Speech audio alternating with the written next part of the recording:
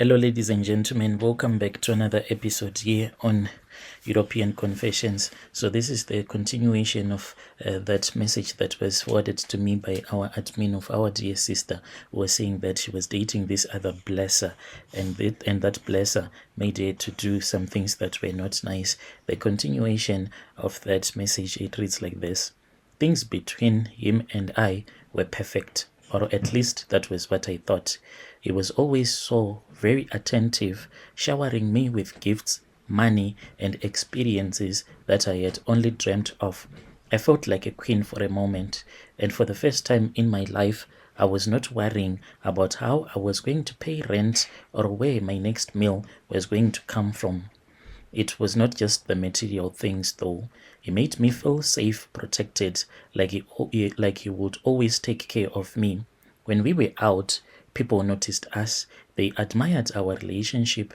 I could not help but feel lucky. My friends, they envied me, and some even warned me, but I did not want to hear it. They did not know the man like I did. Then one day, everything shifted all of a sudden. It's like I should have seen it coming though, but I was too wrapped up in the life that he had created for me. He started asking for favors, small favors at first, nothing major. He'll be like, "Babe, can you pick this up for me?" Or, "I need you to help me with something just this once." I didn't think much of it. He was always so generous, so giving. The least I could do was help out when he asked me. But soon those little favors turned into bigger things. He asked me to open a bank account in my name because he was having issues with his. I didn't even question it. I was happy, thinking that if anything would go wrong, then I was going to dump him, since he was giving me a lot of money. And now that most of the money that he was getting from his business deals, they will be getting into my account. I trusted him. After all, why would the man who had taken so much good care of me would have any bad influence in my life? This man, he was like the love of my life. I was offering him my heart and my soul.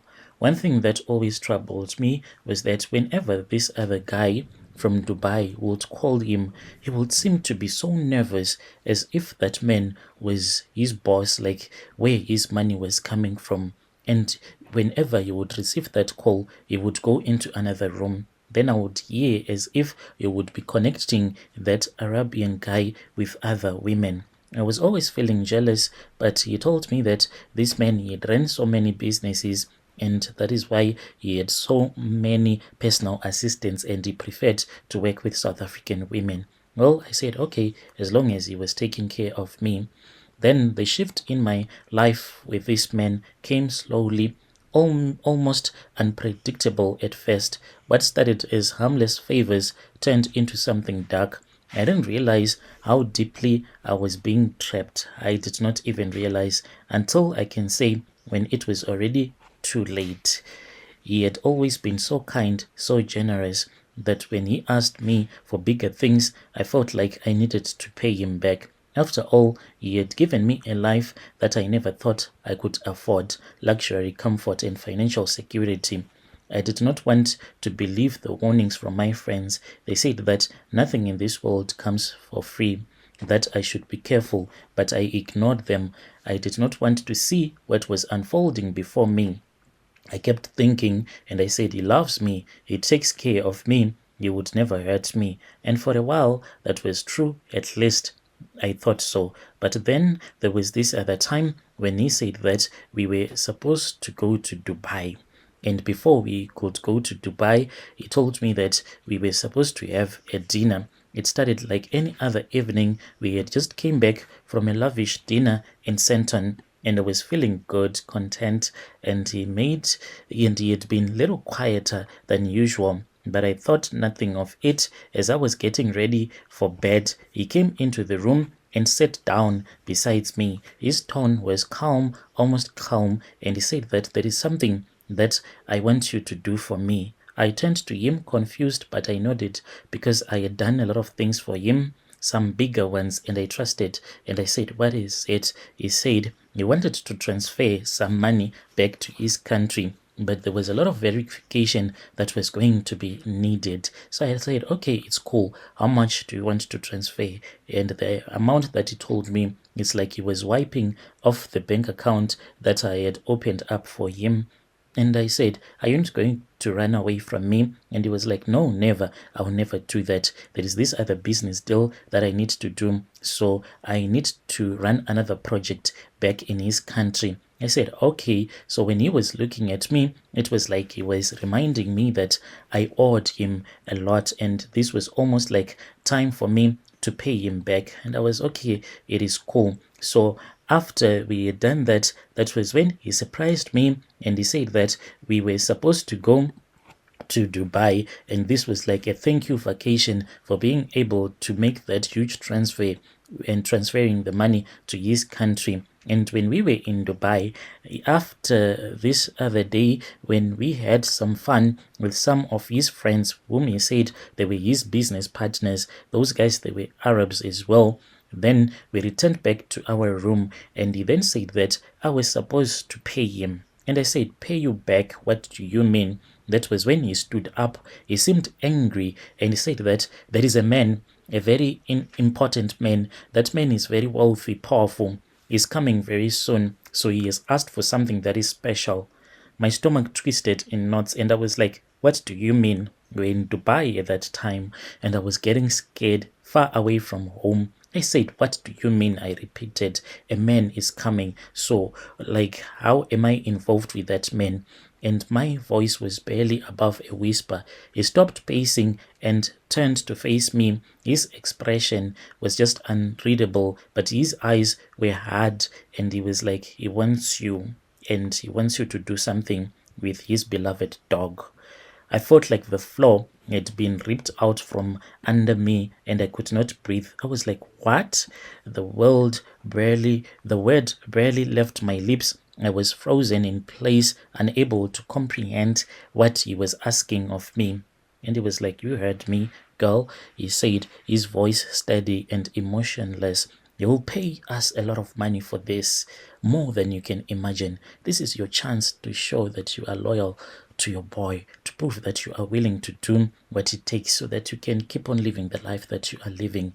My mind was reeling, my heart pounding in my chest. I stood up, backing away from him. I won't do that, I stammered, feeling the bile rise in my throat. That's disgusting, to sleep with a dog. His expression did not change. It was like a man who was stoned. You do not have a choice, he said. How are you going to return back home? If you do not do this, everything I have given you will go away. The money, everything, you will lose it all. And I said, okay, I'm going to contact the police. And that was when he laughed at me.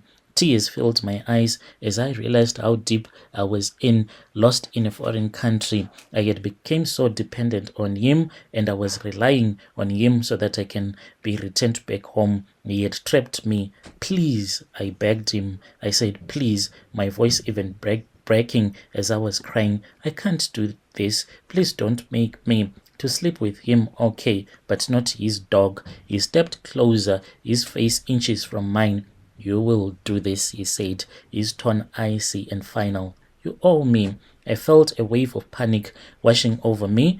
Oh, this was not about love. This was control and manipulation. I had fallen into this web of deceit, and now I was lost and caught in a foreign land.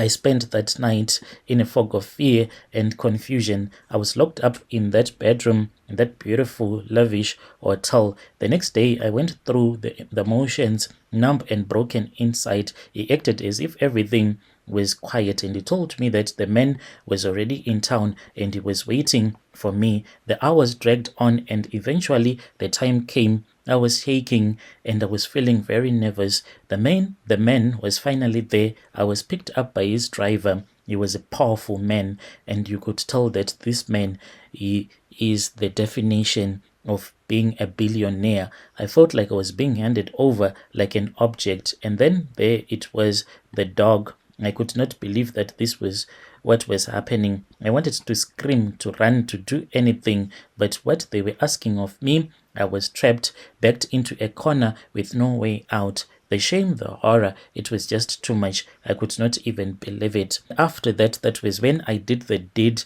with the dog. When it was over, I could not even look at myself in the mirror. I was broken and I knew that I would never be the same. This man had destroyed me. He then booked a flight, but what he did was that he booked a flight and it was on different dates, and it was like, I made a mistake. So I was the first one. So he was the first one to leave Dubai. I thought that I was going to reconnect with him in South Africa, but this man, he did not return back to South Africa. He fled to his country.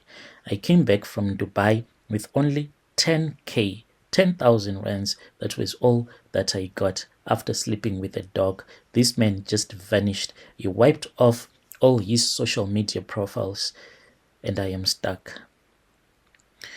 Dear listeners, right there was a message that was sent to me by one of our admins who helped us with this translation. Strange things indeed, they do happen in this world.